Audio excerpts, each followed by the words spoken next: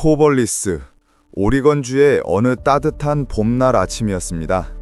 당시 20살이었던 브룩 윌버건은 언니가 살고 있는 아파트 단지 건너편에서 건물 외벽에 전등을 청소하는 단순한 작업을 하고 있었습니다. 누구에게나 있을 법한 평범한 일상이었습니다. 하지만 불과 몇 분 만에 모든 것이 바뀌었습니다. 그녀의 청소 도구는 그 자리에 방치되었고 신발은 발에서 벗겨져 있었으며 브룩은 사라졌습니다. 이후 벌어진 일은 오리건주 역사상 가장 충격적인 미제 사건 중 하나로 남게 됩니다. 20살의 브룩 윌버건은 오리건주에서 6남매 중 5째로 태어나 활기찬 가정에서 자랐습니다. 그녀의 삶은 활동으로 가득했습니다. 농구, 스노우보드, 달리기 등 운동을 사랑했고 학교와 스포츠에서 모두 눈에 띄는 에너지를 지니고 있었습니다. 16살 때 그녀는 어릴 적부터 알고 지낸 저스틴과 교제를 시작했습니다. 두 사람은 예수 그리스도 후기 성도교회 LDS의 독실한 가정 출신이었고 그들의 관계는 공동의 신앙 속에서 더욱 깊어졌습니다. 저스틴이 베네수엘라로 2년간의 선교 활동을 떠난 동안 브룩은 유타주로 건너가 브리검영 대학교, 브리검영 유니버시티, BYU에서 학업을 시작했습니다. BYU에 진학하기로 한 그녀의 결정은 매우 개인적인 이유에서 비롯되었습니다. 어린 시절 브룩은 언어 문제로 어려움을 겪었고 4살이 되어서야 말을 하기 시작했습니다. 이러한 초기의 경험은 그녀에게 다른 사람들이 자신의 목소리와 자신감을 찾도록 돕는 언어 병리학, 스피치 패설러지 분야의 미래를 추구하도록 영감을 주었습니다. 그녀는 평소에는 조용하고 부드러운 성격이었지만 옳고 그름에 대한 강한 신념을 가지고 있었고 중요할 때에는 목소리를 낼 줄 아는 사람이었습니다. 대학 1학년을 마치자마자 그녀는 여름을 고향에서 보내고 싶어 했습니다. 많은 학생들처럼 그녀 역시 약간의 용돈을 벌고 싶었습니다. 코벌리스의 오크파크 아파트를 남편과 함께 관리하던 언니 스테파니는 브룩에게 완벽한 기회를 제공했습니다. 브룩은 며칠 동안 언니 집에서 머물며 단지 주변에서 일을 돕고 친구 및 가족과 충분히 시간을 보낼 수 있었습니다. 2004년 5월 24일 아침, 브룩과 아파트 단지에서 작업을 시작하는 모습이 목격되었습니다. 오전 10시, 스테파니는 동생이 밖에서 양동이에 물을 채워 외벽 전등을 닦으려는 것을 보았습니다. 자매는 그날 늦게 점심을 함께 먹기로 약속했지만 시계가 오후 1시를 넘어서도 브루크가 나타나지 않자 걱정은 빠르게 불안감으로 변했습니다. 스테퍼니는 동생이 주민과 이야기하거나 일을 마무리하고 있을 거라고 생각하며 아이들을 데리고 밖으로 나섰습니다. 하지만 그녀가 발견한 것은 소름 끼치는 광경이었습니다. 물 양동이와 청소 도구가 가로등 근처에 버려져 있었습니다. 그 근처에는 브루크의 샌들, 플립플롭이 찢어지고 진흙으로 뒤덮인 채 놓여 있었는데 마치 그녀가 저항하는 동안 강제로 신발이 벗겨진 듯한 모습이었습니다. 놀란 스테퍼니와 남편은 필사적으로 주변을 수색했지만 브루크의 휴대폰, 지갑, 가방이 모두 차 안에 잠겨 있는 것을 발견했습니다. 오후 3시가 되자 그들은 무언가 끔찍한 일이 벌어졌다는 것을 확신했습니다. 곧바로 경찰에 신고가 접수되었습니다. 수사관들은 처음부터 브루크의 실종 사건을 긴급하게 다루었습니다. 론 로블 경위는 나중에 보통 성인의 실종은 자유의지에 의한 것으로 간주하여 기다리는 것이 일반적이지만 이 사건은 달랐다고 설명했습니다. 브루크는 아무에게도 알리지 않고 사라질 만한 사람이 아니었기 때문입니다. 인근 주민들의 증언은 이러한 두려움을 확인시켜 주었습니다. 일부는 그날 오전 10시 30분경 비명 소리를 들었지만 정작 무슨 일이 일어났는지는 아무도 보지 못했습니다. 소문이 퍼지면서 수색은 더욱 강화되었습니다. 경찰관들은 아파트 단지를 샅샅이 조사하고 이웃 주민들과 대화했으며 해당 지역에 등록된 성범죄자 명단 총 2,000명에 달하는 을 확인하기 시작했습니다. 브루크의 남자친구 저스틴에게도 연락이 닿았지만 그는 즉시 용의선상에서 제외되었습니다. 그는 수천 킬로미터 떨어진 베네수엘라에 있었고 그의 알리바이는 의심의 여지가 없었습니다. 윌버거 가족에게 이 현실은 상상조차 할 수 없는 일이었습니다. 브루크는 신앙, 가족, 그리고 미래 계획에 깊이 뿌리를 내린 사람이었습니다. 그녀는 결혼하고 아이들을 키우며 사랑과 봉사로 가득 찬 삶을 꿈꿨습니다. 이제 그녀의 갑작스러운 실종은 사랑하는 사람들은 물론 지역사회 전체를 뒤흔들었습니다. 사람들은 섬뜩할 정도로 같은 질문을 던졌습니다. 대낮에 브루크가 사라질 수 있다면 다음은 누구일까? 브루크의 실종은 빠르게 오리건주에서 가장 대중에게 알려진 사건 중 하나로 커져갔습니다. 며칠 만에 수백 명의 자원봉사자들이 수색 노력에 합류하여 들판, 강, 숲을 샅샅이 뒤졌습니다. FBI는 지역 경찰을 지원하기 위해 나섰고 오리건주 전역과 심지어 주 경계를 넘어서까지 브루크를 목격했다는 신고가 들어왔습니다. 각 신고는 희미한 희망을 품게 했지만 하나씩 모두 막다른 골목으로 이어졌습니다. 실종된 지 불과 며칠 후 수사관들의 관심은 코벌리스에서 약 80마일 떨어진 곳에서 부모님과 함께 살고 있던 썽쿠 킴이라는 30세 남성에게로 쏠렸습니다. 킴은 은둔형 성향으로 알려져 있었고 브루크가 마지막으로 목격된 장소에서 멀지 않은 오리건 주립대학교를 포함한 대학 기숙사에서 여성의 속옷을 훔치는 일련의 기이한 범죄와 연관되어 그의 이름이 언급되었습니다. 그의 집을 수색한 결과 경악스러운 수집품이 발견되었습니다. 수천 쌍의 도난당한 속옷과 함께 수만 장의 충격적인 이미지와 영상이 그의 컴퓨터에 저장되어 있었습니다. 이들 중 다수는 폭력적인 성행위, 고문 장면, 그리고 굴욕적인 폭행을 묘사하고 있었습니다. 더욱더 충격적인 것은 그의 바탕화면에서 발견된 파일이었습니다. 브루크의 실종 직후 작성된 이 파일은 성적인 동기에 의한 범죄를 실행하고 발각되지 않고 도망치는 방법을 담은 뒤튠 지침서처럼 보였습니다. 무슨 옷을 입어야 하는지, 어떤 도구를 챙겨야 하는지, 증거를 남기지 않는 방법 등이 상세히 설명되어 있었습니다.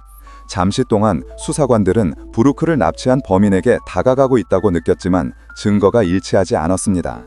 컴퓨터 기록, 전화 데이터, 그리고 영수증은 브루크가 사라진 정확한 시간에 킴이 아버지와 함께 집에 있었거나 상점에서 쇼핑 중이었음을 입증했습니다. 비록 그의 활동이 매우 충격적인 패턴을 드러냈지만 그는 브룩 사건의 용의자로는 제외되었습니다. 김은 이후 절도 및 관련 혐의로 7년간 복역하게 됩니다. 브룩의 가족에게 이 실망감은 큰 고통이었습니다. 수사가 탄력을 받는 듯 했으나 다시 불확실성으로 되돌아왔습니다. 날은 몇 주 그리고 몇 달로 길어졌습니다. 통계적으로 브룩을 살아서 찾을 희망은 하루하루 줄어들고 있었습니다. 하지만 형사들은 계속해서 수사를 밀고 나갔습니다. 짙은 녹색 미니밴이 여러 제보에서 등장했고 그들은 차량 추적에 집중하기 시작했습니다. 목격자들은 브룩과 사라진 날 오리건 주립대학교 OSU 근처를 자주 돌던 미네소타주 번호판의 1997년형 밴을 기억했습니다. 대학 직원인 밥은 한 주차장에서 그 밴을 발견했고 운전자가 여학생에게 말을 거는 모습을 지켜봤습니다. 그 학생은 당시 너무 불쾌감을 느껴 나중에 대학 직원에게 이 일을 신고했습니다. 또 다른 젊은 여성도 비슷한 경험을 설명했습니다. 그녀가 길을 걷고 있을 때 같은 차량이 그녀 앞에 멈춰 섰습니다. 남자가 차에서 내려 길을 묻더니 갑자기 밴의 뒷문을 옆으로 열었습니다. 그녀는 직감적으로 위험을 느끼고 더 이상 무슨 일이 일어나기 전에 서둘러 그 자리를 피했습니다.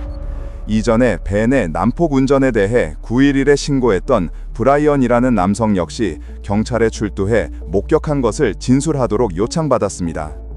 조각조각 단서들이 모이며 하나의 패턴이 형성되고 있었습니다. 그러나 경찰은 여전히 누가 운전했는지 그리고 그 밴이 브룩 실종과 실제로 관련이 있는지 확신하지 못했습니다. 몇 달이 지나면서 브룩 윌버거를 찾는 수색대는 점점 줄어들었습니다. 지역사회의 초기 에너지는 일상생활이 계속되면서 서서히 사그라들었습니다. 하지만 브룩 가족에게는 그녀의 부재는 여전히 견딜 수 없는 고통이었고 해답 없는 하루하루는 불확실성의 무게를 더했습니다. 그러던 2004년 11월 1400마일 이상 떨어진 뉴멕시코주 앨버커키, 뉴멕시코에서 발생한 충격적인 사건이 수사에 다시 불을 지폈습니다. 다라라는 여성이 딸들과 함께 운전하던 중 알몸 상태로 공포에 질린 젊은 여성이 분주한 도로를 가로질러 달리고 있는 것을 목격했습니다. 그녀는 근처 식당을 향해 비틀거리며 잠긴 문을 필사적으로 잡아당기고 안으로 들어가려 했습니다. 다라는 즉시 차를 세우고 그 여성을 자신의 차에 태운 뒤 911에 전화했습니다. 피해자는 러시아에서 온 22세의 교환학생으로 끔찍한 시련을 겪었다고 털어놓았습니다. 길을 걷고 있을 때 한 남자가 뒤에서 그녀를 덮쳤고 목에 칼을 들이대며 차량 안으로 끌고 들어갔다는 것입니다. 그녀는 범인이 키가 크고 체격이 좋으며 머리를 밀고 수염을 기른 백인 남성이라고 말했습니다. 그는 그녀를 성폭행하고 그녀의 신발끈으로 몸을 묶은 다음 한 아파트 단지에 차를 세웠습니다. 그가 잠시 차를 비운 사이 그녀는 간신히 몸을 풀어 탈출하여 목숨을 걸고 달아난 것입니다. 피해 여학생이 묘사한 범인의 차량 특징은 특히 주목을 받았습니다. 화려한 꽃무늬 실내 장식과 창문에 매달린 봉제 인형이 있는 독특한 빨간색 2도어 차량이었습니다. 며칠 만에 당국은 범인의 이름을 파악했습니다. 바로 조엘 패트릭 코트니였습니다. 세 아이의 아버지이자 38세였던 코트니는 불과 몇 블록 떨어진 곳에서 크랙 코카인 흡입용 파이프와 칼을 소지한 채 자신의 차 안에 앉아있는 상태로 발견되었습니다. 그의 배경은 즉시 드러났습니다. 조엘은 이미 1991년 성폭행으로 복역한 전과가 있는 성범죄자였으며 여러 주에 걸쳐 범죄 행위 전력이 길게 이어져 있었습니다. 코트니의 삶은 혼란 그 자체였습니다. 그의 여동생은 훗날 조엘을 어릴 때 천재 수준의 IQ를 가지고 있었음에도 불구하고 11세 때 이미 마약을 사용하기 시작했다고 밝혔습니다. 10대에는 사탄 숭배에 빠졌고 고등학교를 중퇴했으며 소년원을 들락날락했습니다. 18세에는 이미 성폭행을 저질렀습니다. 여동생은 심지어 어린 시절 조엘이 밤에 자신의 방에 몰래 들어와 목을 조르고 성폭행을 시도했다고 고백했습니다. 한동안 조엘이 아내가 될 로지를 만나 새 아이를 낳으며 안정되는 듯 보였습니다. 로지는 그가 변할 수 있다고 믿으려 노력했습니다. 하지만 마약과 알코올은 그를 더욱 깊은 폭력과 불안정으로 몰아넣었습니다. 최근 로지는 조엘이 자신의 목을 조른 후 접근 금지 명령을 신청했으며 그의 삶은 다시금 심각한 음주, 크랙 코카인, 그리고 음주 운전으로 인한 반복적인 체포로 악화되어 있었습니다. 엘버커키에서 체포되었을 때 그는 러시아 교환학생에 대한 강간, 납치, 폭행 혐의로 기소되었습니다. 그를 신문하는 동안 한 예리한 형사는 이 공격과 오리건주에서 미제로 남아있던 브룩 윌버저 사건 사이에 소름 끼치는 유사점이 있음을 발견했습니다. 두 피해자 모두 젊은 금발 여성이었고 대낮에 납치되었으며 키가 큰 남자에게 제압당하고 오싹할 정도로 비슷한 방식으로 공격당했습니다. 그 형사는 즉시 오리건 수사관들에게 연락했습니다. 그들의 반응은 즉각적이었습니다. 맞아요. 우리는 조엘 코트니에게 들어봤습니다. 사실 기록에 따르면 브루크가 사라진 바로 그날 조엘은 가족과 함께 코벌리스에 머물고 있었습니다. 얼마 지나지 않아 사건은 대중의 시선 속에서 극적인 전환점을 맞이했습니다. TV 방송국들은 속보를 내보내며 수사관들이 이제 브루크가 살해당했다고 믿으며 엘버커키 교도소에 수감된 남자가 바로 그 책임자라고 발표했습니다. 수사관들은 아직 브룩 윌버저의 시신을 찾지 못했지만 그녀는 이제 사망한 것으로 추정되었습니다.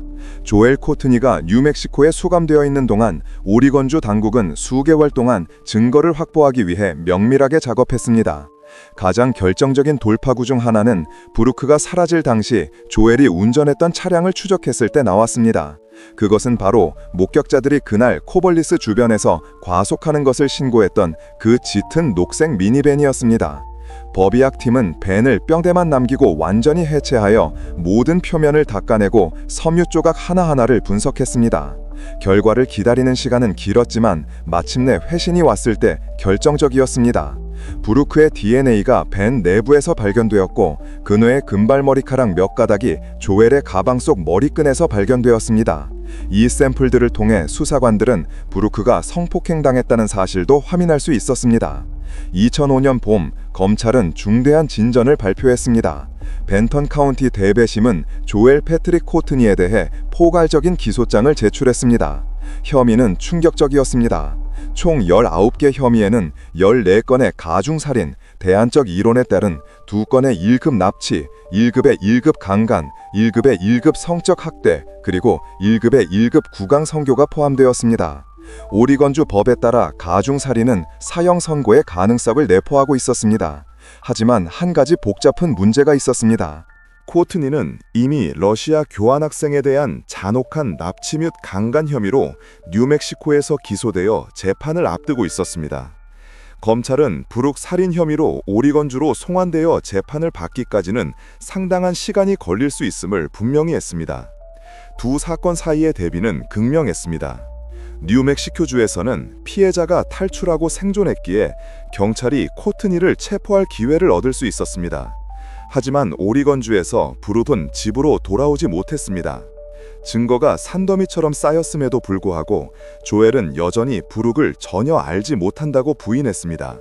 검찰은 나중에 그가 19개 혐의가 담긴 기소장을 받고도 다른 수감자들과 함께 하루 종일 그것에 대해 비웃었다고 밝혔습니다. 겉으로는 자신만만한 태도를 보였지만 약점의 징후가 나타나기 시작했습니다. 감옥에서 어머니를 면회하던 중 조엘이 브룩의 죽음에 대한 질문에 반응하는 모습은 그가 절대 처벌받지 않을 것이라는 섬뜩한 확신을 드러냈습니다. 2007년 1월 조엘의 변호인들은 그의 정신건강 문제로 재판을 받을 능력이 없다고 주장하며 재판을 지연시키려 했습니다.